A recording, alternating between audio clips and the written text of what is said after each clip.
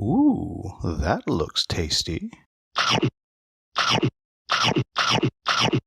Welcome folks, Stay the Hungry Gamer is back with another episode of the Monthly Menu, and today we are talking about April. And as a reminder, this goes from about the 15th of the month to the 15th of the month, though in this particular month we're actually going a little bit past that, and I'm actually filming significantly past that. I'm sorry about that. It's just been really busy at the end of the school year and conventions and things like that. However, this is pretty much from April 15 till about May 18 or 20, something like that. And before I jump in, I will say that this particular month I played a whole bunch of unique games. Usually there will be at the kind of the top of the list, it'll be very clear what the top games of the month were for me, but not this month. This month there's just a whole bunch that I played 2 times. And when I say I played 2 times, the way I count is by how many times did I sit down and have a session. So if I sat down and played 3 games, I still only count that once. So just kind of keeping that in mind. I don't know if that's the right way to do it, but that is how I happen to do it. But actually the top of the list only had 3 sit-downs, 3 sessions, and so that just kind of shows you how broad my spectrum was this past month. But anyhow, with that being said, let's jump right in and see how I did with the games that I said I was going to play last month, the previous month. And we're going to start out with the list. And I know usually the list I'm usually about 50-50 on, but nope, didn't get to it. And really that's just because, well, the games that are left on the list are a little bit more involved. Most of them, there's a couple that aren't, and we just haven't been able to get to it. But of course, we'll see how I do next month. Now the next one was Burn Cycle. And Burn Cycle is one that I was super excited about. And you can almost see it right there. And short answer, yes. Yes, I played it. I really enjoyed it. I'm looking forward to getting it back on the table. I have my review out already. You can go check it out. I'm very proud of the intro to that particular video, so definitely check that one out. The next one on the list was Galaxy Defenders. And as I surprised no one, no, I didn't get it there. Didn't get it to the table. But I will say, I was so close. We have a roughly every 3rd week, a couple of us get together and we're playing through Jaws of the Lion. However, when some of us can't come, we switch and we play something different so, they don't get left behind. And last month, there was one night where only one of us was going to be able to make it. I mean, I was going to be here, but only one other person was going to be able to make it. And so I gave him a few choices and he picked Galaxy Defenders. And then the last minute I remembered, oh, I meant to also offer you Vagrant Song if you wanted to play that as well. And he switched. So I had it out on the table and I put it all away and put it back. So nope, still have not gotten back to my Galaxy Defenders, which someday I will. Next was Vindication, which I said had been kind of hanging out here. I got it and I just hadn't gotten to it. And yes, I did get to play that. I played several games in one of the solo variants that it has, and I also got to play with just the core stuff with Streamline Matt, and we got to kind of just check it out and work through it. And I really enjoyed that. He liked it too. And it's just, I'm looking forward to kind of digging in a little bit deeper to that. In fact, I liked it enough that I actually went and late pledged for the new stories or campaign or whatever the heck it's called. It's basically just kind of adding a little more theme to the game because like as I said before, the reason I never backed it was because there's no real thematic integration to the game. Then the last one was Anno 1800. And this one hurts because the answer is no, I did not get it played.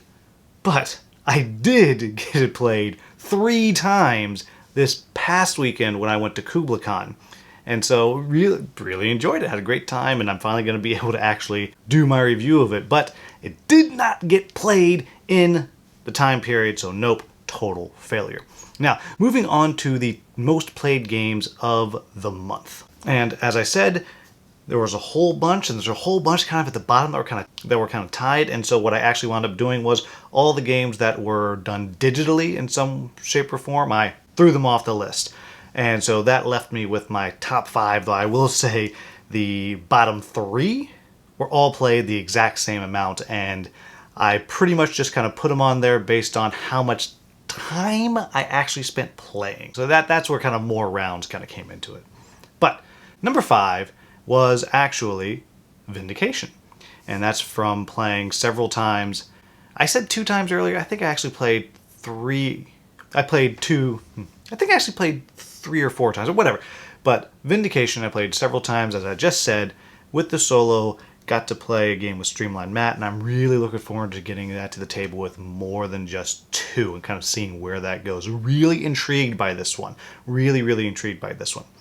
And the number 4 is one that's been on this list before, and that is Planet Unknown. However, unlike previous times, this time it's actually because it was played in Meat Space. I did not actually play any on Sovereignty this past month. I actually only played Planet Unknown in person. I did a little bit of the solo, and I actually introduced it to 2 different groups of people, and just really, really am still enjoying that one. And I'm actually bummed I didn't get to play it this last weekend at the con that I was at. Number 3 is one that I had to put the pause on for a while because I hadn't painted some stuff, and that is Familiar Tales.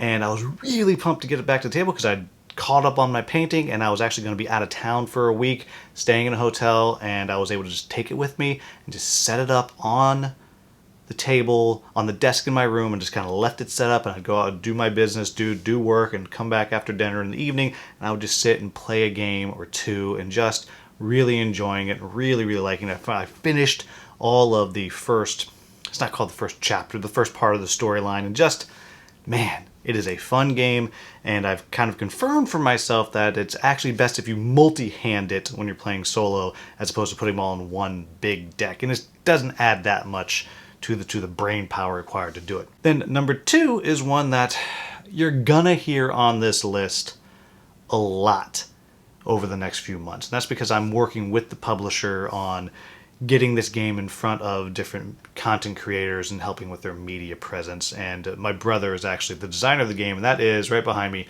Lunar Rush. And this is one that it's just been on the table a lot. I've been teaching people how to play, and well, actually I've also been doing it digitally as well. And this is a Euro game where you're dealing with tableau building, worker placement, speculation as you're kind of bidding for the right to pick the first routes, as you're sending stuff from Earth to the moon and stuff from the moon back to Earth. And as you're doing it, you're trying to decide, do I want to send a little bit of stuff on the fast rocket that I'll get to actually use this turn? Or do I send more stuff on a slower rocket that I'm going to get to use in a later turn? And as you're doing that, you're kind of speculating on the market as the market kind of goes up and down as you're selling stuff. And all in all, just one that I actually truly enjoy. I'll have a video about that coming out relatively soon. And that brings me to the most played game. And this one, again, came down to time at the table. And that is Merlin, right here. You can just barely see it. And this is one that my wife really, really, really enjoys. So it's relatively easy to get to the table. Once you get into the game, it's not that hard to understand what's going on. The biggest challenge is there are, 57, 58 different expansions in that box, and figuring out which ones you want to play with. Because now, while I haven't played all of them yet, what I have learned is what you don't do is play them all at once. And so right now we've played with 2 of the 4 bigger expansions and a couple of the smaller ones, and we're still slowly working through that. We also played on occasion with Original Don and his wife, which is pretty darn cool. So now, looking into next month, there's going to be a couple old standards on this list, and we'll jump right in with, of course, the list. We're going to knock at least one off this month. I know it, and I'm going to make sure that happens. Next, Galaxy Defenders. Again, now, most of you know I'm a school teacher, and the school year is ending on Friday.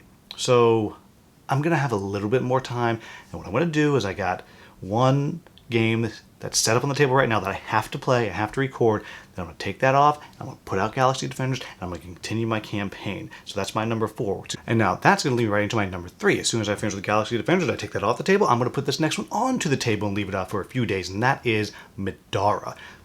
I love it. It's a great game. I haven't gotten to play it for a few months, but I really want to jump back into it. The Pledge Manager's open again. I ordered a few little things for myself to add in, and I just... Fantastic, fantastic game. Love the story, love where it's going, want to jump back in. Now, my number 2 is one that I haven't actually talked about. I don't know if I've ever actually talked about it. I backed this a long time ago. I backed it solely because I adore the IP, and that is the Reckoners. And that is one of Brandon Sanderson's best series, I think. It's kind of reminiscent of The Boys. I don't know which one came first, but they're kind of live in that same kind of headspace.